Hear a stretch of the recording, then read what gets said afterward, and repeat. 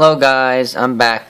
I'm gonna just discuss quickly because the forecast is changing once again. You're looking at the wind map here.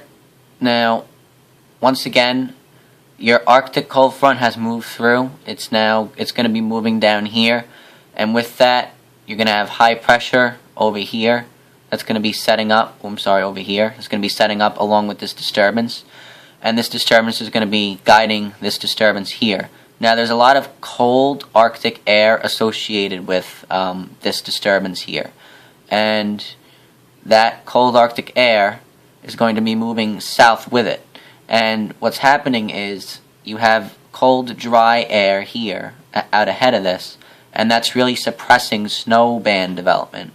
Probably in southern New England, down into northern New Jersey, and Long Island and New York City. So, I think that Long Island and New York City are going to see lower snowfall amounts than I posted in my previous video. There's a problem, though, and this is why I am conflicted. Please excuse my computer. It can be slow at times because I'm not using a laptop right now. Alright, let's look at what the NAM is predicting for precip. This is one of the forecast models. Alright, so pay attention here. Now, the purple is very light, the light blue is relatively light, and then as you get into the darker shades of blue, it becomes moderate to heavy. Alright, so that was the precip that moved through earlier today. And then, this is later tonight, early Monday, you have some snow arriving. Then you have light blue coming in, so that's light snow. As you can see, there's a shade of darker blue off the coast, so that's your moderate snow off the coast. And so basically the NAM just keeps us under a band of light, very light snow. The GFS is a little different.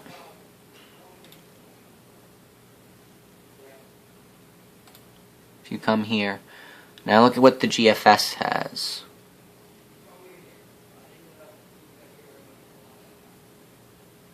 So you have the light blue, but then, as you can see, it moves the darker shades of blue onto the coast. Now, I really don't think the GFS is handling the cold, dry air mass good enough. I think it's not taking into account that the cold air mass is going to be dominating the storm because the storm's going to be weakening. Our secondary low isn't really that strong to begin with. And there's not really a lot of moisture associated with it because the cold air mass brings in dry air. So the secondary low is going to try to develop snow into Long Island and New York City, but it's going to have trouble doing that. So, it's very skeptical on what's going to happen. Now, another thing I'm looking at, and by the way, another one of the models does bring a little bit of moderate snow onto Long Island and New York City. I'm not really favoring either of those. However, you can't discount them because, they're weather models. If more than one of them are saying that, moderate snow bands are going to come on shore, you can't discount that, even though I don't think it's correct. Now, this is something called Sref plumes. So these show you, there are a number of different short-range models. And what this does is it shows you the comparison of what these models are predicting. And this is for ice slip.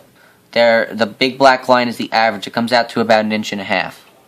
And before it was up at 2, but now it went down again. So you see the trend is to keep going down with this, which I think is going to be the case.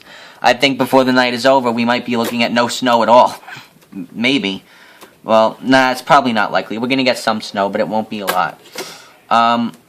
So with that in mind, your quantitative precipitation forecast, wait for it to load, is still the same. We're in the second lightest shade of green. That's 1/10 to 1/4 of an inch of liquid. And I have a feeling that's probably going to go down before the end of the night as well.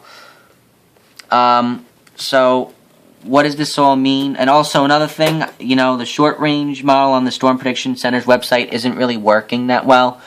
But, it's showing that, frontogenetic forcing, in other words, lift in the atmosphere, it's going to be present now, but later it's going to move south when the low comes through. So there's not going to be a lot of lift in the atmosphere. Something called omega is used to measure lift. Our omega values are not going to be very high. There's not going to be a lot of lift where we are. Not only that, but there's not going to be a lot of moisture present either, because the cold, dry air mass is going to kind of dominate, in my opinion. So with all of that in mind, I have brought down snowfall totals. We're going to go with a general 1 to 2 inches for most of the area. I think areas on the North Shore of New York City might see as little as a half an inch. You know, probably below an inch. I think above the LIE you're going to be an inch or lower.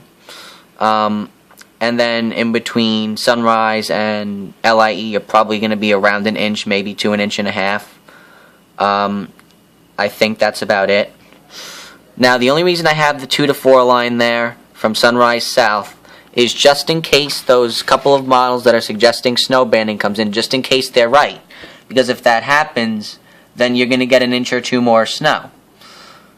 Alright, but just keep in mind that if those snow bands don't come in, you're going to be on the lower side of the 2 to 4, so it'll be more like 2 to 2.5, maybe 3. I think south of Sunrise it's going to be about 2 to 2.5.